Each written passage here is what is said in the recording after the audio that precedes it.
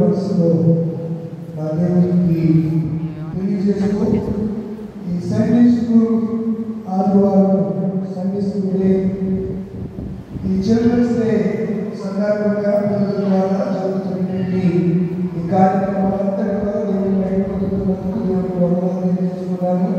ఈరోజు ప్రత్యేక ఆహ్వానితులుగా మన మధ్యకు చేసినటువంటి రాష్ట్రపతి రాలేదు జాగ్రత్త మార్కెట్ గారు, బెంగాల్లో సంతోష్ గారు, అలాగే మన పిసిసి మెంబర్ గారు పిడికాల జోసెఫ్ రాజు గారు, మన సెక్రటరీ గారు పిడికాల మోసెస్ గారు, మన సంఘానికి నాయకత్వం వహించి సంఘాన్ని నడిపిస్తున్న 5 పెద్దలకు, అలాగే స్త్రీల సమాజానికి అన్ని సమాజానికి ముఖ్యంగా ఆహ్వానించినటువంటి సండే స్కూల్ బాలబాలికలందరికీ హృదయపూర్వకమైన వందనాలను మనసులో తెలియజేస్తున్నాను. అందరి వందనాలు. God bless you. దేవుడు దీవించుగాక. ఆమేన్. క్రీస్తునందు ప్రియమైన దేవుని పిల్లలారా, నేను చాలా హ్యాపీగా ఉన్నాను.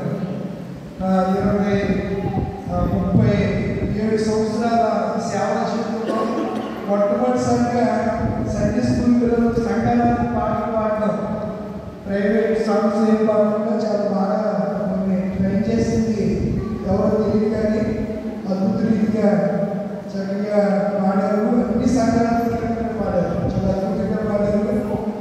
ఇలా చూసి మనం కొంచెం సిగ్గుపడాలి. స్త్రీల సమాజం, ఎవరి సమాజం ఈరోజు చేస్తున్న కార్యక్రమం అధికారంగా చేసేయాలి. పిల్లలకి ఇలాంటి వస్తే మనలోకి రాజ్యమని వాళ్ళు చక్కగా వింటారు. చెప్తే తల్లి ఇస్తే ఏదైనా వాళ్ళు చేయగలరు. ఇలాంటి పరిస్థితుల్లో మన సంఘాలు దేవుని నామం బట్టి ఆశ్రయించబడుతూ విస్తరించబడుతూ క్షేమాభివృద్ధులు పొందుతున్నప్పుడు మనం కూడా ఆధ్యాత్మికంగా మనము మన పిల్లలు ప్రభువులకు బలవంతులై ఉండాలి అనే సంగతిని నేను జ్ఞాపకం చేసుకున్నాను. బెంగళూరు అంటే మహానగరంలో సాఫ్ట్వేర్ రంగం బాగా విస్తరించి ఉంది. రోజుకి 3 నుంచి 5 మంది ఆత్మహత్యలు చేసుకుంటున్నారు. చేసుకునే వాళ్ళందరూ కూడా ఉన్నతమైనటువంటి విద్యను అభ్యసించి నెలకి 2 లక్షలు 3 లక్షలు సాలరీ తీసుకుంటున్న వారే వాళ్ళంతా. వాళ్ళు శారీరకంగా పైకి బాగా కనబడుతున్నారు, మానసికంగా డిప్రెషన్కి వారు గురవుతూ అన్యోన్యతకు గురై ఈ లోకం నుంచి కనువు చాలిస్తూ ఉన్నారు. ఈ మధ్యలో భీమవరంలో శంకరపల్లి వీధిలో ఒక వ్యక్తి చాలా బలంగా ఉన్నాడు, చాలా అజంబహులు బలంగా ఉన్నాడు. కానీ అతని మానసిక స్థితి బాగోలేదు. ఆ కారణం చేత అతను తన తమ్ముడిని తల్లిని కత్తితో పొడిచి చంపేశాడు. మరలా బయటకు వచ్చి మా తల్లిని మా తమ్ముడిని నేనే చంపేశాను అని చెప్పి పోలీసులకి ఫోన్ చేసి వాడిని రప్పించుకుని కూడా మన సోషల్ మీడియాలో ఇలాంటి పరిస్థితుల్లో మన పిల్లల్ని మనకు ఎందులో పెంచాలి? శారీరకంగా మన పిల్లలు బలవంతులై ఉండాలని కోరుకోవాలా? ఏ విషయంలో మన పిల్లలు బలవంతులుగా ఉండాలి? ఏ విషయంలో వారు ఎదిగి ఫలించాలి? ఏ విషయంలో వారు అభివృద్ధి చెందాలి? ఏ విషయంలో వారు దృఢత్వం కలిగి ఉండాలి అని మనం ఆలోచన చేస్తే ఈరోజు మన అంశం కూడా మనకు చక్కని అంశం ఇచ్చారు. క్రీస్తునందు బలవంతులై ఉండి. ఎవరిలో బలవంతులుగా ఉండాలి? క్రీస్తులో బలవంతులై ఉండండి. అలా క్రీస్తునందు బలవంతులైన వారు ఎన్నో గొప్ప కార్యాలు దేవుని కొరకు జరిగించారు బైబిల్లో. వారి గురించి చెప్పుకుంటూ వెళితే వారి యొక్క ఉనికి కానీ వారి యొక్క ప్రాచుర్యం కానీ చాలా ఎక్కువగానే బైబిల్లో మనకి కనబడుతూ ఉంటుంది. కనుక ప్రియమైన దేవుని పిల్లలారా, నేటి దినాల్లో శారీరకంగా పిల్లలు బలంగా ఉండటం కాదు, ఆధ్యాత్మికంగా ఆత్మలో బలం ఉంటే వాడికి సూసైడ్ చేసుకోవాలని, తల్లిదండ్రులకి అవిధేయంగా ఉండాలని, లేకపోతే ఏదో ఈ లోక సంబంధంగా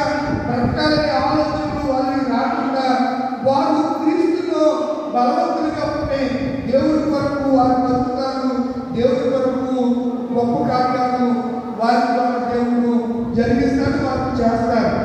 సృష్టించిన వారందరూ ఒకసారి హల్లెలూయా చెప్తామా? దేవుని నామమునకు స్తోత్రం కలుగుగాక. దేవుని పిల్లలారా, ఈరోజు సొసైటీని కానీ సమాజాన్ని కానీ మనం తీసుకుంటే పిల్లల యొక్క స్థితిగతులు కొంచెం బాగోలేదుగా కనబడుతుంది. కారణం దానికి పిల్లలు అలా ఉండడానికి, పిల్లలు ఆ స్థితిలో ఉండడానికి పెద్దలుగా తల్లిదండ్రులుగా మనదే బాధ్యత. మన బాధ్యతను మనం సరిగా నెరవేర్చలేదు. బైబిల్లో మాట్లాడుతుంది, తల్లిదండ్రులారా మీ పిల్లలకు కోపం లేకుండా ప్రభు యొక్క బోధలోను శిక్షలోను వారిని పెంచండి. ఎవరితో మాట్లాడుతున్నాడు? ఎఫెసీ రాసిన పత్రిక 6వ అధ్యాయం అంటాడు, పిల్లలారా మీ తల్లిదండ్రులకు విధేయులై ఉండి అనే మాటలు మనకు కోపం లేకుండా పెంచవలసిన బాధ్యత ఉంది మనమే. పిల్లలు ఏమై ఉండాలి? విధేయులై ఉండాలి. ఎవరికి? తల్లిదండ్రులకు విధేయులై ఉండాలి అనే సంగతిని నేను జ్ఞాపకము చేస్తున్నాను.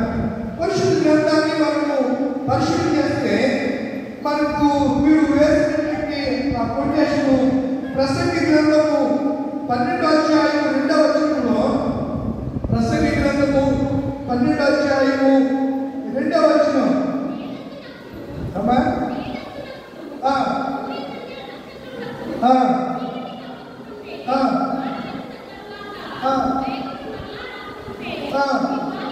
నీ భార్య నిర్మూలతే నీ సృష్టికర్తను స్మరణకు తెచ్చుకోవాలి.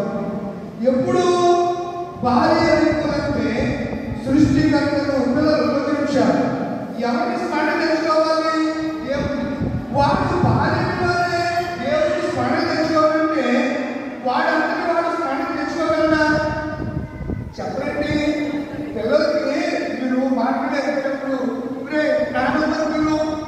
నాన్నమ్మలు ఈ మధ్యలో ఇంగ్లీష్ ఎక్కువైపోయి ఏమని అడుగుతున్నాం? డాడీ. మా మేనత్తలు మేనత్తున్నారు. మా తాతయ్యకి వాళ్ళు ఆ రోజుల్లో మా బాబు అనిపించేవారు. మా బాబు ఉన్నాడు అనేవారు. తర్వాత ఫ్యాషన్ ఎక్కువైపోయి మమ్మీలు డాడీలకి వచ్చేసినటువంటి ఏదేమైనా వాళ్ళకి బాల్యంలోనే వాళ్ళు సృష్టికర్తను స్మరణకు తెచ్చుకోవాలంటే తల్లిదండ్రులుగా వాళ్ళు తెచ్చుకునే విధంగా చేయవలసిన బాధ్యత కూడా మనదే అనే సంగతిని నేను మీకు జ్ఞాపకం చేసుకున్నాను. పరిశుద్ధ గ్రంథంలో బైబిల్ నుంచి ఒక మాట మీకు జ్ఞాపకం చేయాలని ఇష్టపడుతున్నాను. చూడండి, ద్వితీయోపదేశ కాండము వారు స్మరణ తెచ్చుకోవాలంటే వాళ్ళు ఏం చేయాలని మాట చెప్తారు. వారు బలవంతంగా ఉండాలంటే మనం ఏం చేయాలని జ్ఞాపకం చేస్తున్నారు. ద్వితీయోపదేశ కాండం 6వ అధ్యాయము 4వ అధ్యాయం 9వ వచనం. ద్వితీయోపదేశ కాండము 4వ అధ్యాయం 9వ వచనం.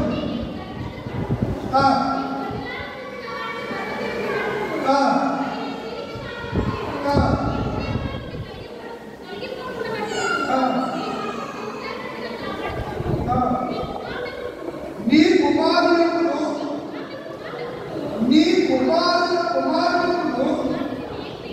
ఏం చేయాలి? వాడు స్మరణ తెచ్చుకోవాలంటే నువ్వు ఏం చేయాలి? జ్ఞాపకాలు. ఎవరు జ్ఞాపకపడుతున్నాడు? ఇక్కడ తల్లిదండ్రులు జ్ఞాపకపడుతున్నాడు. నీవు నీ కుమారుడికి వాటిని నేర్పి నువ్వు హోరేబులో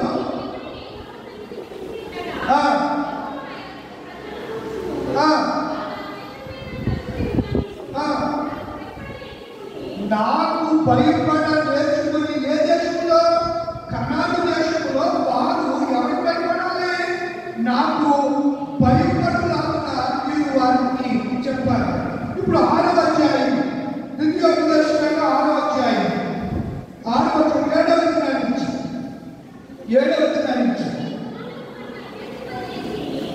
నీవు అక్కడేమన్నాడు? నేర్పన్నాడు. ఇక్కడ ఏమంటున్నాడు? అభ్యాసం. పదే పదే వాటిని చెప్పడం ద్వారా అభ్యసింప ఎలా చేయాలన్నా ఎప్పుడెప్పుడు చేయాలి?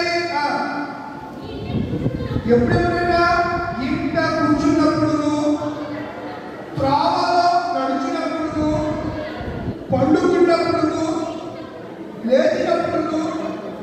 ఎన్ని పర్యాయాలు కాకుండా 4 పర్యాయాలు. ఇంటిలో కూర్చున్నప్పుడు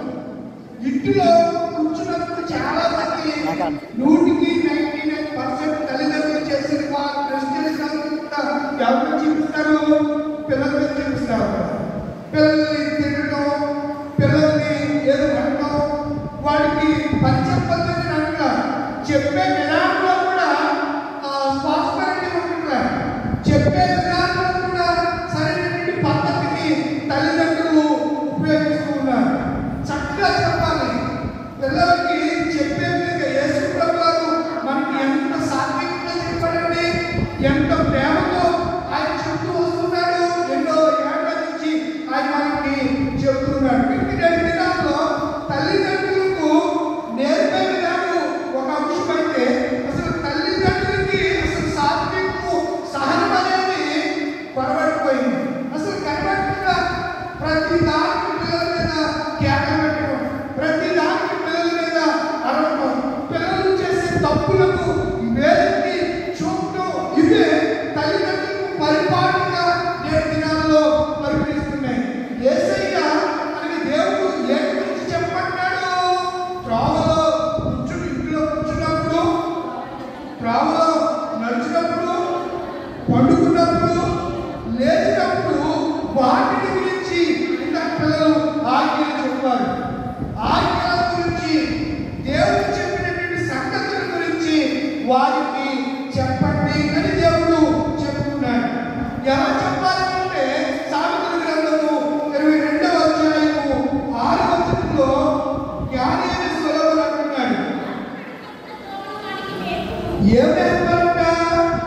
బాలుడు నడవవలసిన త్రోవను వారికి నేర్పుము, వాడు పెద్దవాడైనప్పుడు దాని నుండి దొరుకుతాడు. ఇశ్రాయేలు ప్రజలకు దేవుడు చెప్తున్నాడు, నీ పిల్లలకి ఎప్పుడెప్పుడు చెప్పాలి? ఎప్పుడెప్పుడు చెప్పాలి? కూర్చున్నప్పుడు. వాటిని జ్ఞాపకం చేసుకోండి. మనం కూర్చున్నప్పుడు ఏం మాట్లాడుతున్నాం? త్రావులో వెళ్తున్నప్పుడు ప్రకృతిని చూసో, ఏదో చూసో, చూడని ఇవే చెప్తారు. కానీ ఇదిగో ఆయన ఈ ప్రయాణంలో దేవుడు మనకి కాపుదలగా ఉండకపోతే, ఇశ్రాయేలు ప్రజల్ని పగటి అగ్నిస్తంభంలో, రాత్రి అగ్నిస్తంభంలో ఆయన కాపాడడం, ఇలాంటి విషయాలు ఎవరి గురించి చెప్పాలి? దేవుడి యొక్క కాపుదల గురించి, దేవుడు మనల్ని ఎలా కాపాడుతున్నాడో ఆ విధానం గురించి పిల్లలతో మనం మాట్లాడాలి. ఇక్కడ అంటాడు కదా జ్ఞాని అయిన సొలొమోను, బాలుడు నడవవలసిన త్రోవను వారికి నేర్పుము, పెద్దవాడైనప్పుడు దాని నుండి దొరికిపోడు. ఒకవేళ వాడు బాలుడిగా ఉన్నప్పుడు నీ మాట వినకపోతే ఏం చేయమన్నాడో ద్వితీయోపదేశకాండము 21వ అధ్యాయము 21వ అధ్యాయము 8వ వచనం నుంచి చదువుకుందాం.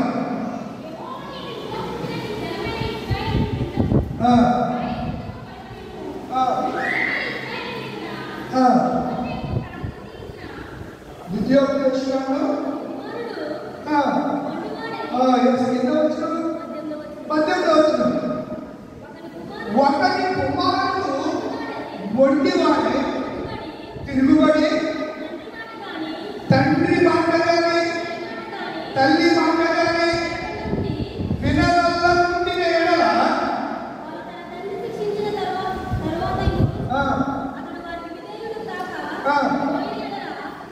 ఒక కుమారుడు ఏవాడంట? మొండివాడే. తల్లిదండ్రులు చెప్పినా సరే వినకపోతే ఏం చేయమంటున్నాడు? పెద్ద దగ్గరికి తీసుకెళ్ళాలంట.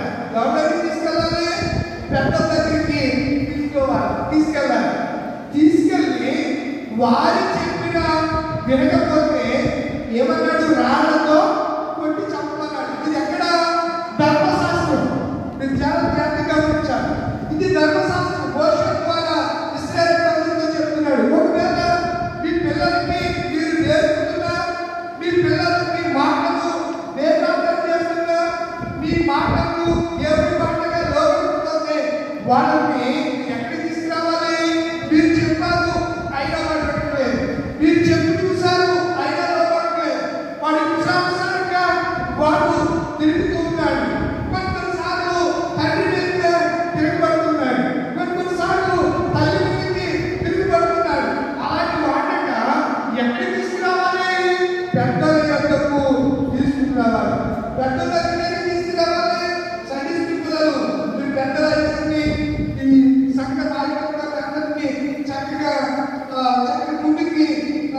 పిలిచారు హామీ చేయడానికి, గౌరవించడానికి చక్కగా మీరు పిలిచిన ఆ విధానం చూసారా, అది చాలా గొప్పది. అలాగే మన పిల్లలు మన మాట విన్నప్పుడు మనం ఎవరికి తీసుకెళ్ళాలి?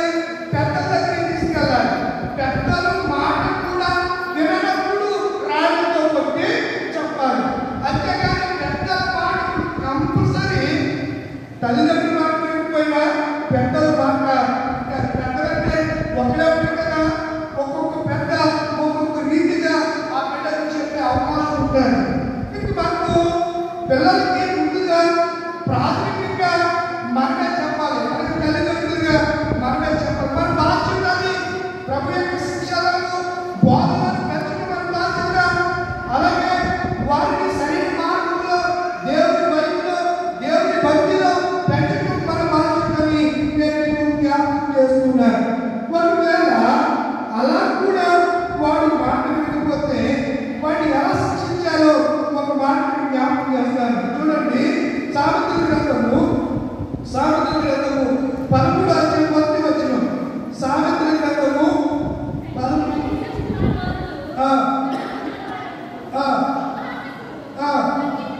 తండ్రి శిక్షించిన కుమారుడు ఏమవుతాడంట? జ్ఞానం కలిగిన వాడు అవుతాడు. 13:24 చూడండి, 13:24 సామెతలు. పెద్దవి వాడవాడు తన కుమారుడికి, ఇది ఎవరి గురించి మాట్లాడుతున్నాడు? తండ్రి గురించి మాట్లాడు. ఓ తండ్రి, నీ కొడుకు విషయంలో నువ్వేం వాడాలి? పెద్దవి వాడాలి. పెద్దవి వాడవాడు తన కుమారుడికి విరాదంట. విరాజు ఎవరు? తండ్రి. ఎవరు విరాలి? చాలా సార్లు పిల్లలు తల్లిదండ్రులు మాట్లాడరు. విన్నప్పుడు తండ్రి చేసిన పని కంట పెద్దము వాడాలి. పెద్దము వాడని కుమారుడు తండ్రి కుమారుడికి విరోధించిన మాటలు మనం జ్ఞాపకం చేసుకుంటున్నాం.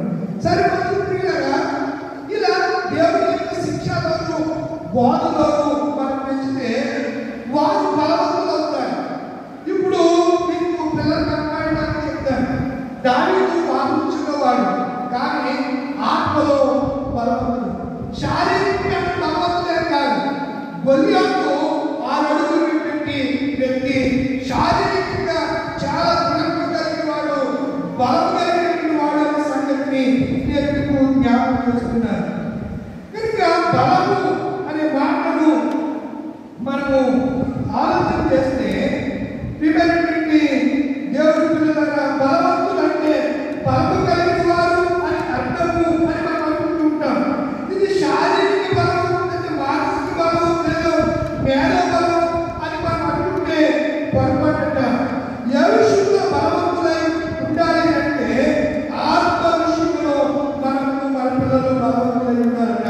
ఉదాహరణకు శారీరక బలం కలిగిన వారు బలవంతులు కావచ్చు, లేదా దేవుడి వాక్య ప్రకారము క్రీస్తునందున వారే బలవంతులని లేఖనం సెలవిస్తుంది. బలవంతులనే పదము బలము కలిగిన వ్యక్తిని సూచిస్తుంది. ఈ బలము ఏ విధంగా ఉండాలి, ఎన్ని రకాలుగా ఉండాలి, ఏ విధంగా మన పిల్లలు బలవంతులుగా ఉంటారు అనే విషయాలు కూడా మనకు జ్ఞానం చేయవలసిన అవసరం ఉంది. రకరకాల బలం ఉన్నాయి. కొందరికి శారీరక బలం ఉంటుంది, మరి కొందరికి మానసిక బలం ఉంటుంది, అనగా బుద్ధి బలం. ఇంకొందరికి జనబలం అంటే మంది బలం ఉంటాయి. కొందరికి చాలా ఉన్నారు, నాకు చాలా చిన్నాలు పెద్దలు ఉన్నారు, బయటికి అమెరికా బలం ఉంది అనుకుంటారంటే కొంతమంది.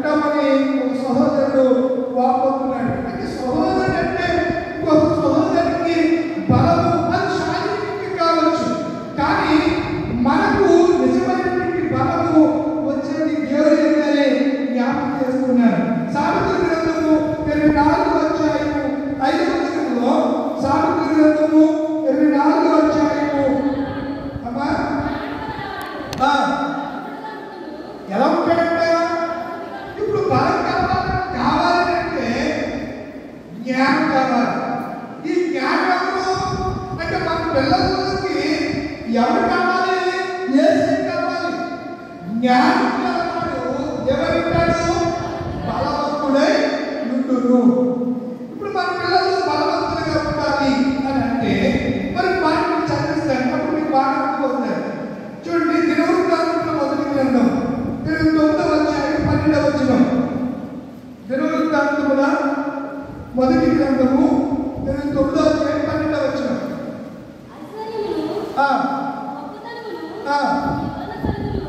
ఐశ్వర్యము గొప్పతనము నీ వలన కలుగును, బలమును పరాక్రమములను ఈ దానములు. చాలండి.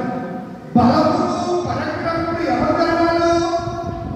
మనం చాలాసార్లు అంటాం, పాడతాం కదా, బుద్ధి జ్ఞాన సర్వసంపదలు. అంటే బుద్ధి అంటే వివేకం, జ్ఞానం విజడం అంటారు ఇంగ్లీష్లో. విజడం అంటే నాలెడ్జ్. ఇది ఎవరి ద్వారా వస్తాయి? దేవుడి ద్వారా వస్తాయి. శారీరకంగా ఈ చెట్టు పరమైనటువంటి తండ్రి బలవంతుడిగా లేకపోతే బాగా బలంగా ఉంటే ఆ జీన్స్ ఆ ప్రభావము బిడ్డలకు వచ్చే బిడ్డలు కూడా శారీరక ఆకృతి ప్రకారం బలంగా ఉండొచ్చేమో, కానీ ఆత్మ సంబంధంగా మన పిల్లలు బలవంతులై ఉన్నప్పుడే ఈ లోకాన్ని వారు జయించగలరు.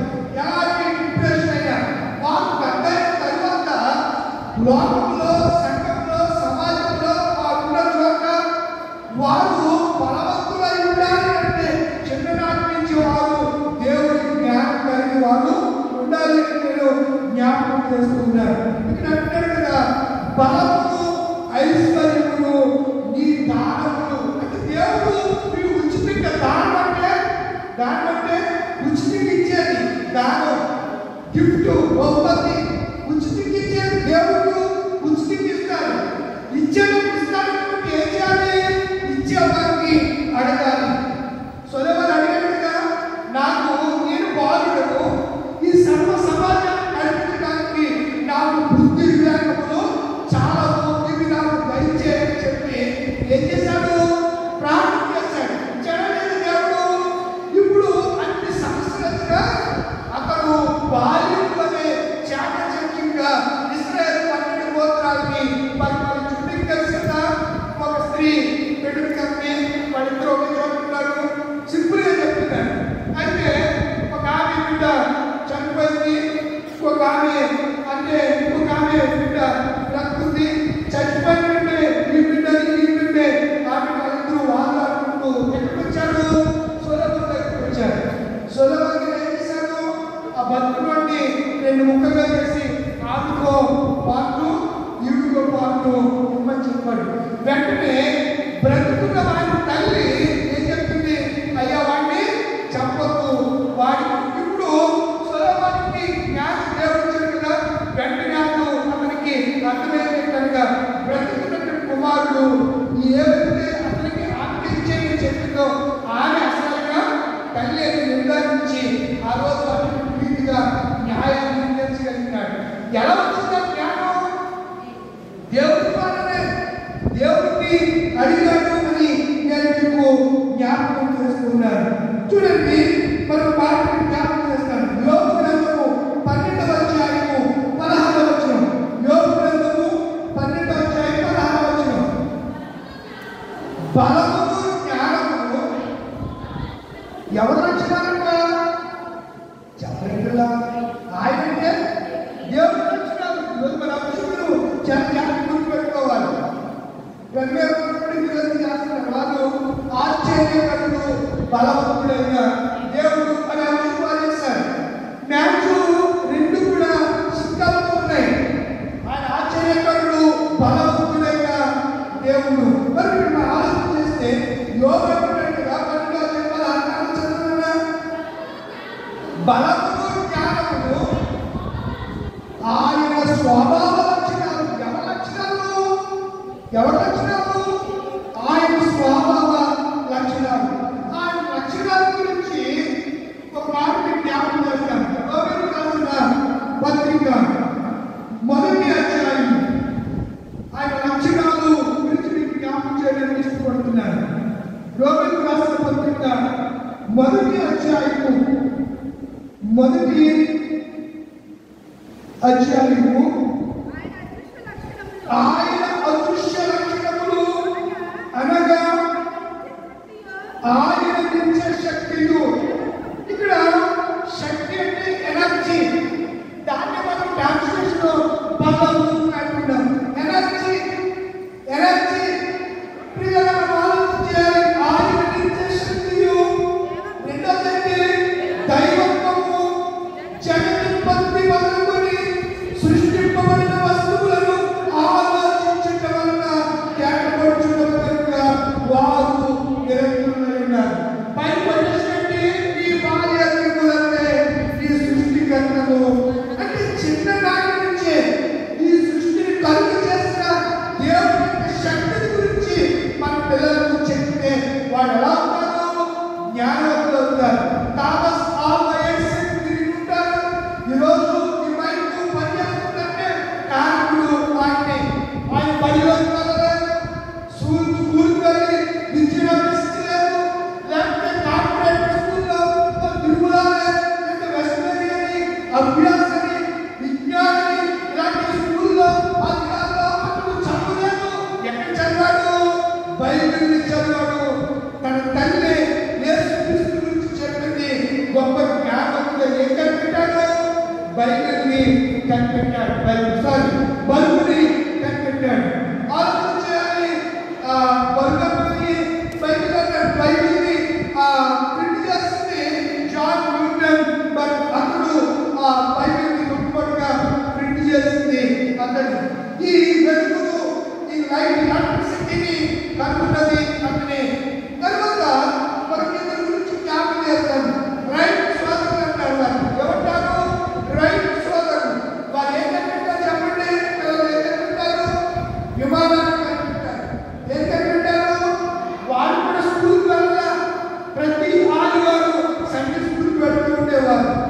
అక్కడ న్యూజెర్సీలో, అమెరికా దేశంలో న్యూజెర్సీ అనే ప్రాంతంలో వారు టెక్టైల్స్ అనే చిన్న ప్రాంతంలో ఒక దైవ సేవకుడి ద్వారా ప్రారంభించబడిన ఉదయకాల సండే స్కూల్ కార్యక్రమానికి వారి పిల్లల్ని వారి తండ్రి పంపిస్తుండేవాడు. తన తండ్రి పొలాల్లో వ్యవసాయం చేస్తుంటే ఇక్కడలాగా 10 ఎకరాలు 20 ఎకరాలు కాదు. అమెరికా దేశంలో ఒక్కొక్కడు 1500 2000 ఎకరాలే వారు సాగు చేస్తూ ఉంటారు. విస్తీర్ణమైనటువంటి భూమి అక్కడ ఆ దేశం కలిగి ఉంది. అలాంటి ఆ తండ్రి తన పిల్లల్ని ఏదో స్కూల్లో జాయిన్ చేయాలి. కేవలం సండే స్కూల్ పంపితే వాళ్ళు ఏం కనిపెట్టారు? ఈరోజు ప్రపంచంలో అతి వేగంగా ఈ దేశం నుంచి మరొక దేశానికి వెళ్ళాలంటే ఏమంటారు? కంపల్సరీ ఫ్లైట్ ఎక్కాలి.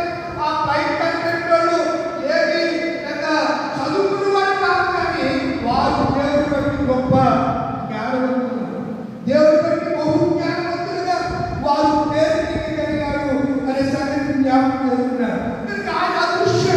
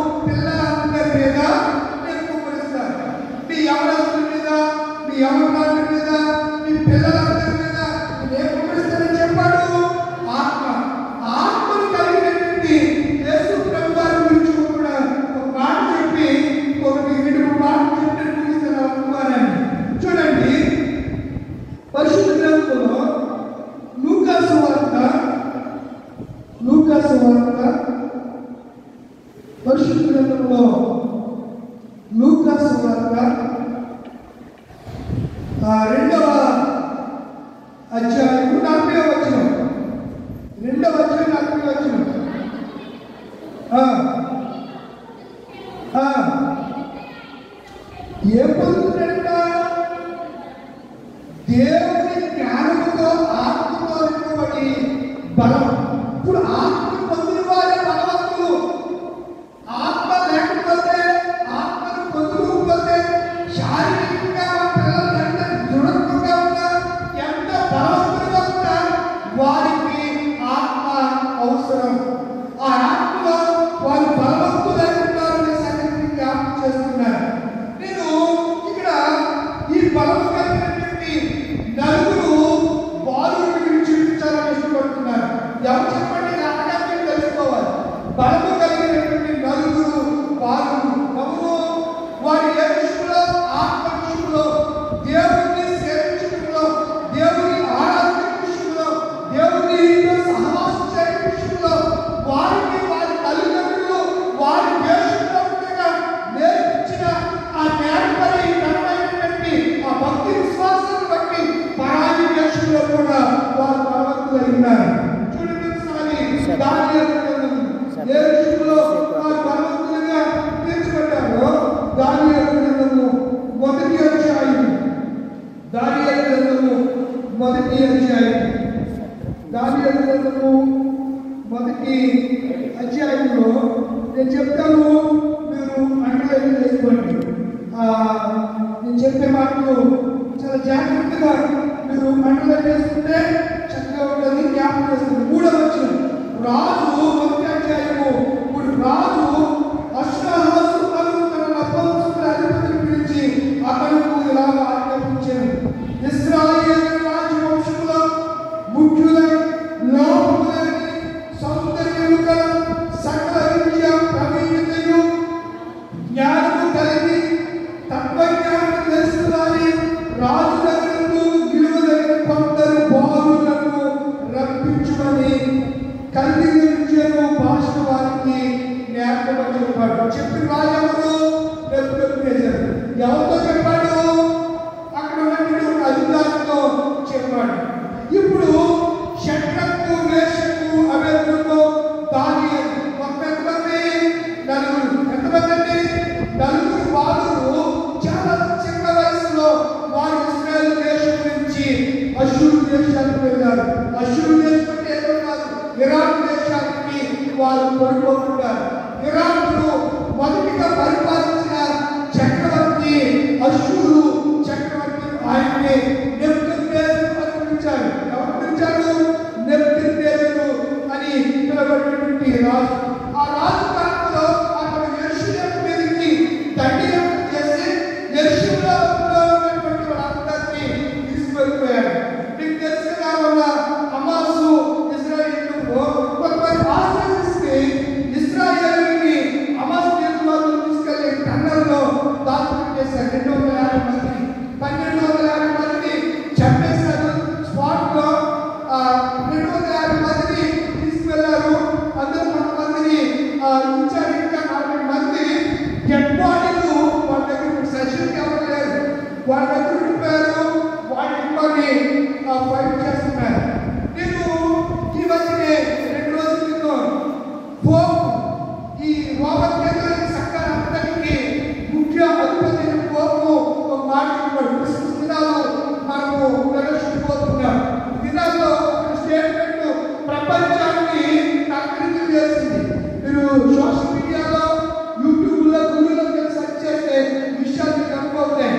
ఇప్పటి వరకు రోమన్ కేథలిక్లు ఎవరిని ఆరాధిస్తున్నారు? మరియను ఆరాధిస్తున్నారు. మొన్న తారీఖు ఈ నెలలోనే 5వ తారీఖు అనుకుంటా అతడు సెంట్ బాలిసికా అనే చర్చిలో రోమ్లో, ఇటలీ దేశంలో ఉన్నటువంటి రోమ్లో అతడు ప్రపంచంలో ఉన్నటువంటి కేథలిక్ సంఘాలన్నింటికి ఒక ఆజ్ఞను జారీ చేశాడు. ఆజ్ఞ కనుక మరియను ఆరాధించుకుంటూ యేసుక్రీస్తే ఇప్పటి వరకు ఈ రోమన్ కేథలిక్ సంఘం ప్రపంచంలో ఉన్న ఈ రోమన్ కేథలిక్ ఆసియాలో ఎవరు పూజిస్తున్నారు? మరియ యేసుక్రీస్తును భూమి మీదకి రప్పించినట్టు సాధ్యమే తప్ప ఆమె పూజా గృహాలు కాదు. యేసుక్రీస్తు మాత్రమే దేవుడు. ఇక నుంచి మీరు మరియను ఆరాధించడం మానిపోయింది అని చెప్పి స్టేట్మెంట్, బహిరంగ స్టేట్మెంట్, ఇదేమి యాత్ర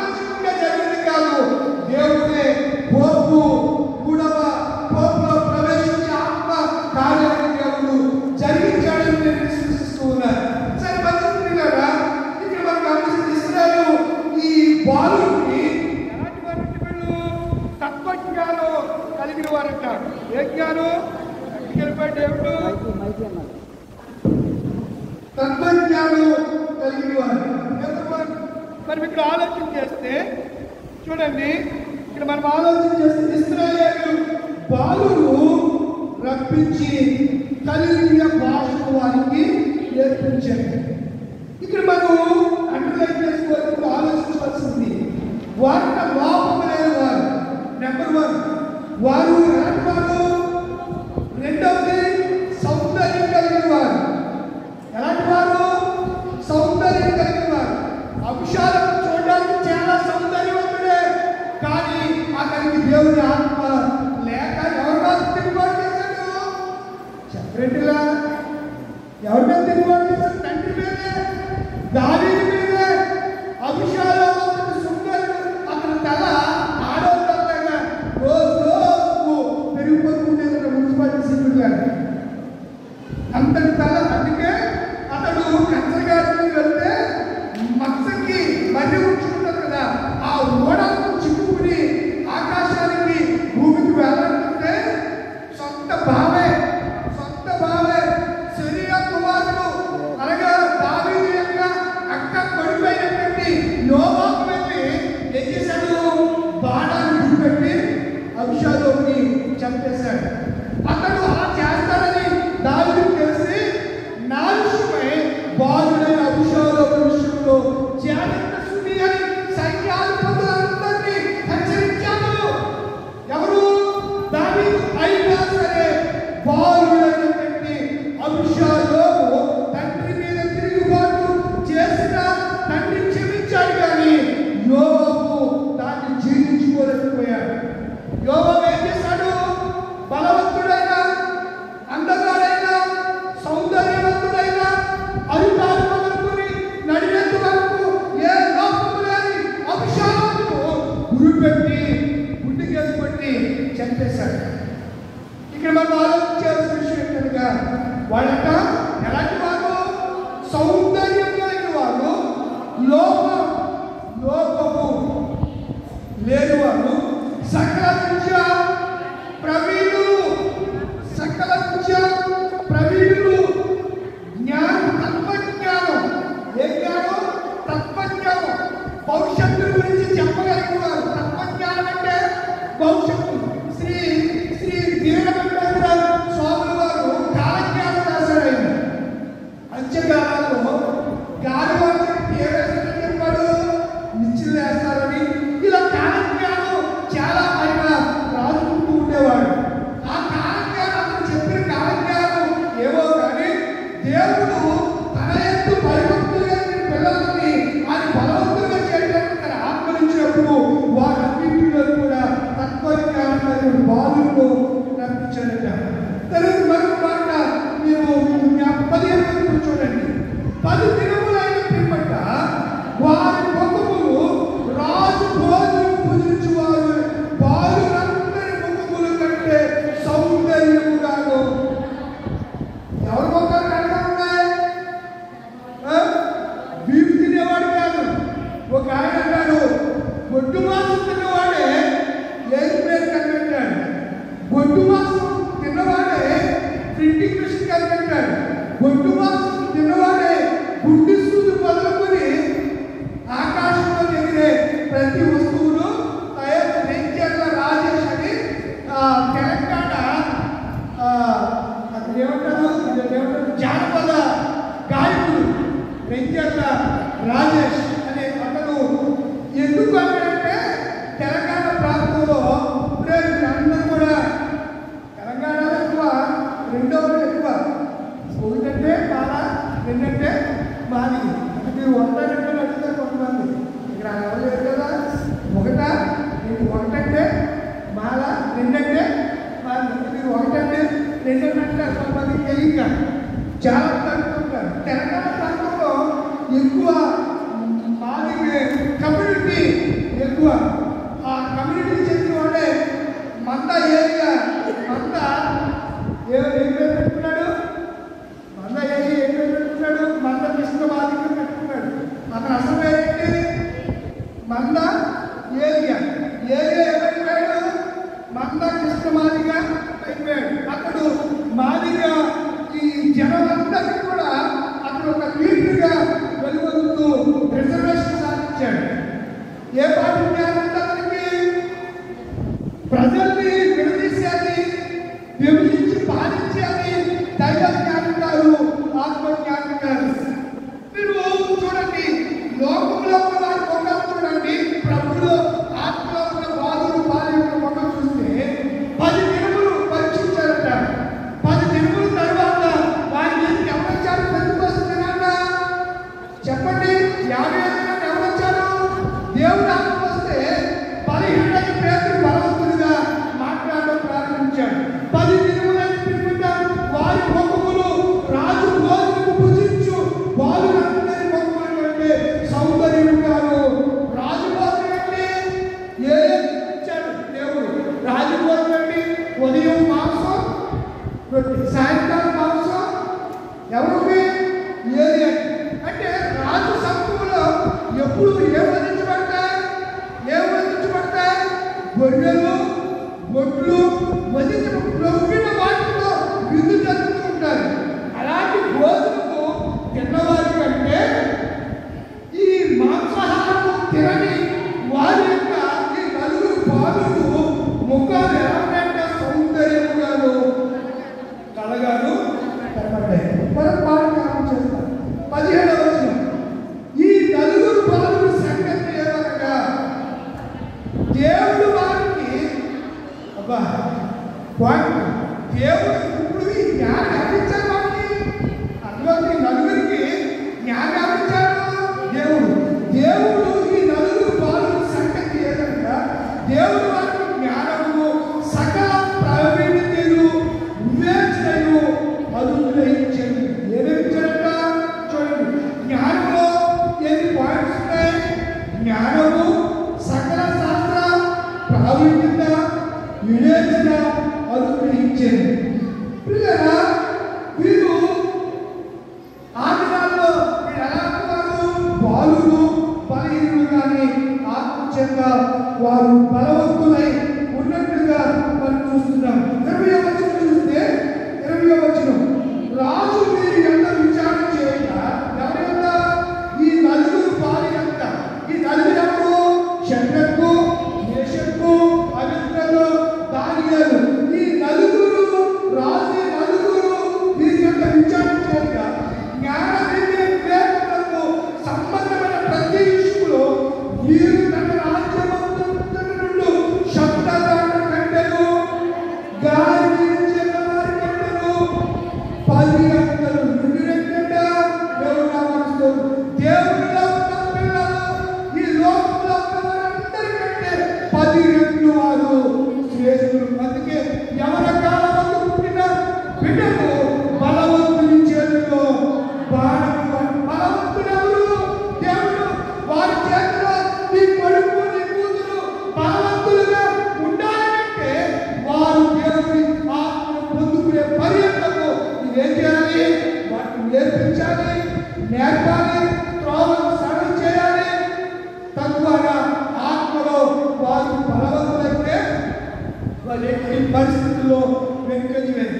2 రోజుల క్రితం విష్ణు డెంటల్ కాలేజీలో ఒక అమ్మాయి BDS అయిపోయింది. BDS అంటే పళ్ళకు సంబంధించిన వైద్య శాస్త్రం అట. టీత్ అంటే పళ్ళు కదా, టీసీ చేస్తున్న అమ్మాయి లాస్ట్ చాలా కాలేజీ అంటే డాక్టర్ అని పేపర్లో రాశారు. ఆమె కర్నూలు హైదరాబాద్లో ఉంటారు. విష్ణు కాలేజీ మెయిన్ గేట్కి ఎదుర్కొంట బిల్డింగ్ ఉంది, అందులో రన్ చేసుకుంటాం.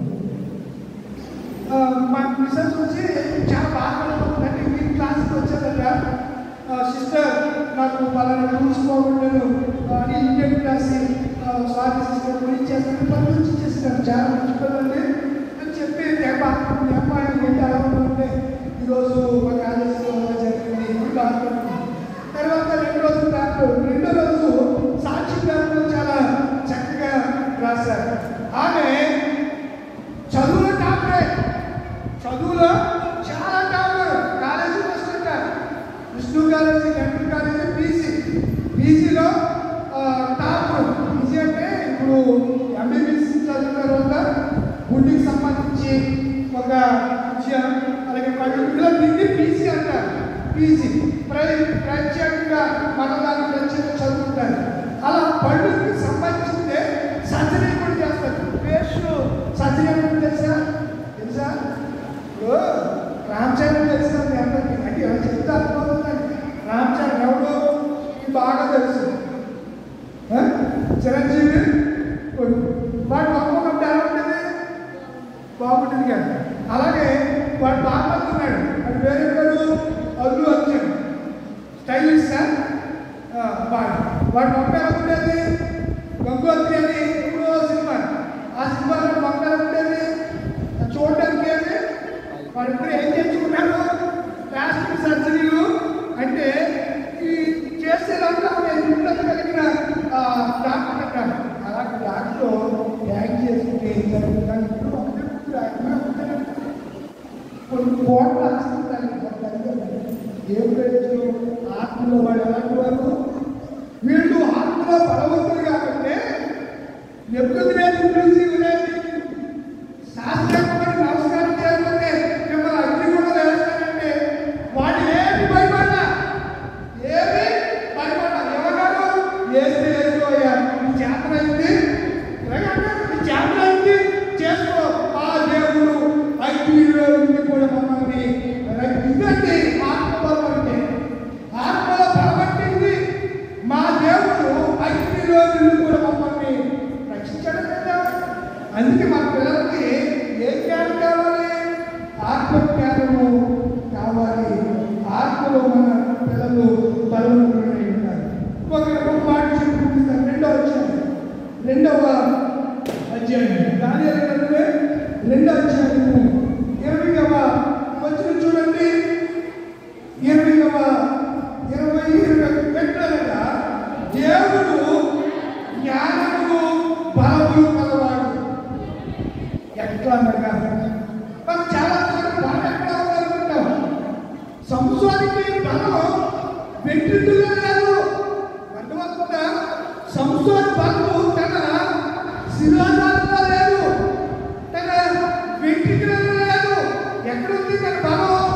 తన ఆత్మలో ఉంది. దేవుడు అతని మీద దిగు వస్తే గాడిద పచ్చి గౌడని తీసుకుని ఎంతమంది చెప్పాడు? 1000 మంది. ఎంతమంది చెప్పాడు? ఏం తీసుకుని? గాడిద పచ్చి. ఇక్కడ అలాగే రాశారు, గాడిద పచ్చి దవడ ఎముకతో చెప్పాడు. ఒక రోజు వెళ్ళిపోతుంటే సింహం ఎక్కడొచ్చింది. ఏం చేయాలి? సింహాన్ని ఈ దవడ పట్టుకుని రెండుగా ఇలా చీల్చేశాడు. అలా చేర్చడానికి బలము, ఎనర్జీ, శక్తి ఎవరిచ్చారు? దేవుడు. అంటే శక్తి ఎందులో ఉంది? దేవుని ఆత్మలో ఉంది. గమనించాలి, దేవుని ఆత్మలో ఏముంది? శక్తి ఉంది.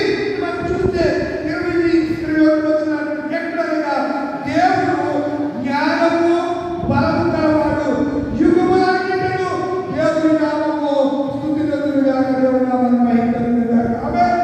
దేవుని నామము స్తుతినందుగా. ఎందుకంటే దేవుని ఏమని చెప్పండి? బలం ఉంది. దేవుని ఏమని చెప్పండి? శక్తి ఉంది. ఆ శక్తి ఎలా ఉంది అంటే శరీర రూపంలో లేదు, ఆత్మ రూపంగా. అది మన కంటికి కనిపించదు ఆత్మ, కానీ మనలోకి ఆయన ఆత్మ వచ్చినప్పుడు, మన పిల్లలలోకి ఆ దేవుని ఆత్మ వచ్చినప్పుడు మన పిల్లలు వివేకవంతులు అవుతారు, మన పిల్లలు జ్ఞానవంతులు అవుతారు, మన పిల్లలు గొప్పవారు అవుతారు.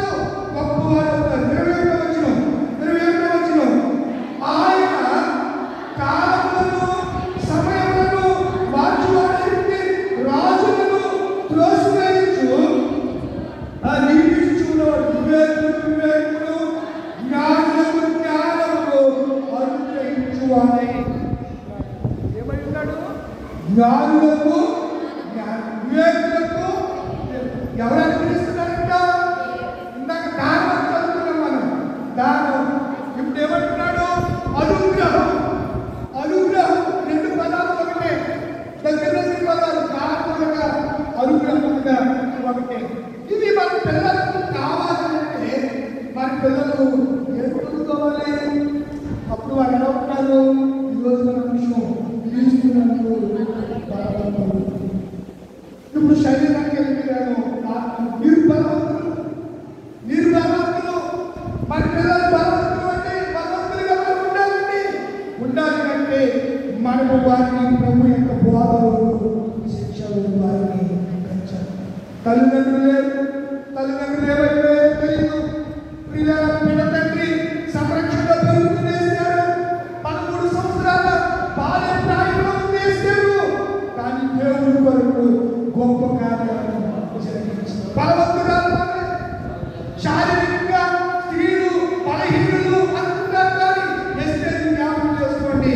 ఆడపిల్లలు అప్పుడు కుమారులారా ఎస్తేరు, దెబోరా, మిరియాము, దోర్కా ఇలాంటి ఆడపిల్లల్ని మనం జ్ఞాపకం చేసుకున్నప్పుడు వారు దేవుడి వరకు గొప్ప కార్యాలు వారు జరిగించారు. గొప్ప కార్యాలు జరిగించారు.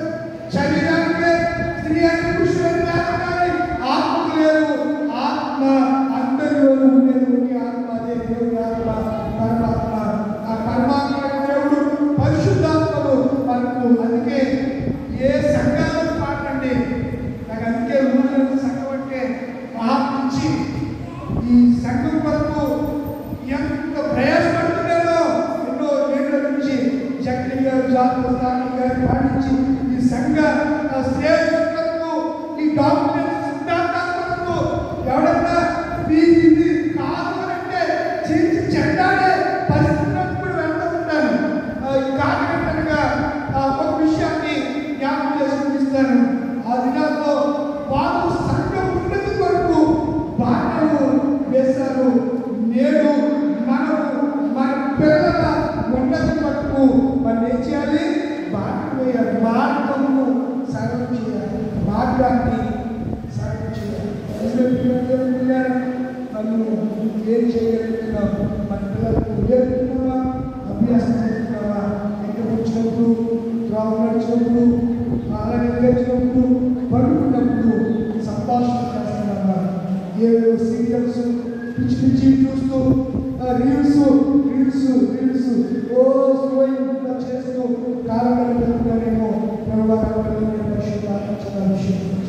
నా పిల్లల్ని పరిశుద్ధాత్మతో దీవించి వారిని బలవంతులు చేయని ఒకసారి మన పిల్లలకు చిన్న ప్రార్థన చేసి ముగిస్తాను. ఒకసారి అందరూ మీరున్న స్థలాల్లోనే ఎవరు కూర్చుని ఉండండి. చిన్న ప్రార్థన. మన పిల్లలకి ఏం కావాలి? బలం కావాలి, శక్తి కావాలి. అవి ఎందులో ఉన్నాయి? దేవుడి ఆత్మలో ఉన్నాయి. మన పిల్లలకి ఎవరి ఆత్మ కావాలి? తులాత్మలు ఉంటే వారు గ్రహానికి మాత్రమే అవకాశం. వాడు ఒక వ్యభిచారిగా, ఒక దొంగగా, ఒక దోచుకునేవాడు, ఒక తిరిగివాడుగా మారిపోయే అవకాశం ఉంది. కానీ మన పిల్లలకి, మన కుమార్తెలకు, మన కుమారులకి దేవుడి ఆత్మ కలిగి ఉంటే, దేవుడి కలిగి ఆత్మను వారు పొందుకుంటే చక్కగా జీవించబడతారు. పిల్లల స్థలంలో మన పిల్లల వరకు తల్లిదండ్రులైన వారు ప్రభు నా కుమార్తెకు నీ ఆత్మ ధరించారు, ప్రభు నా కుమారుడికి నీ ఆత్మ ధరించారు. అది ఎవరు వారుగా ఎవరు అమ్మా చెప్పిన అనుభవంగా మీ పిల్లల వరకు, మన పిల్లల వరకు వాటిని విన్నట్టుగా వారి ఇందులో బలవంతులై ఉండాలి. ఆత్మలో బలవంతులై ఉండాలంటే వారికి ఏం అవసరం? ఆత్మ అవసరం.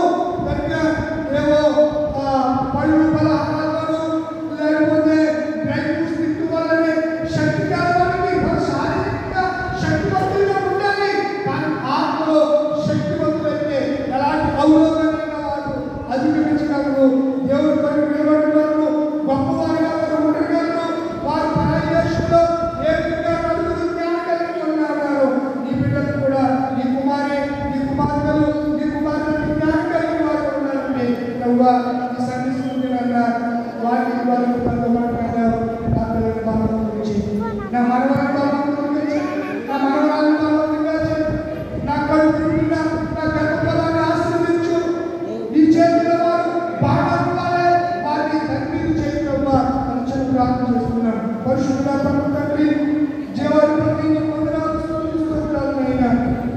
ఈ సందేశం ఇంతవరకు బలవంతుడు అభిషేకం గురించి మీరు మాట్లాడారు.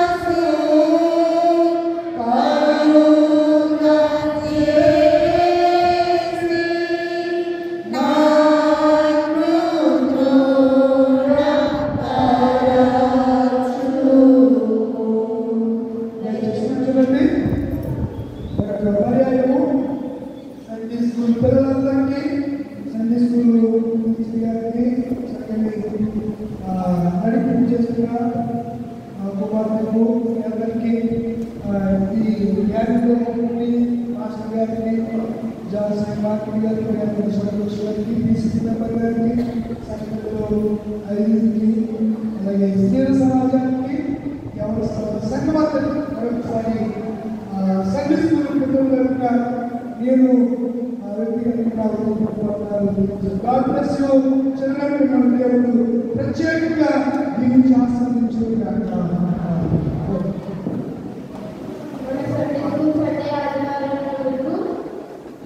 చెప్పినటువంటి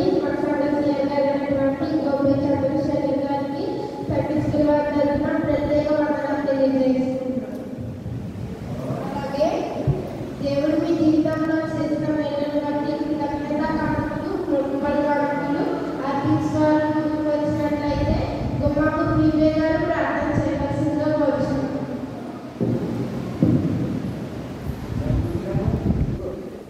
కృతజ్ఞతలు తీసుకొచ్చి ముందుకండి మీ వరకు ప్రార్థన చేస్తాను.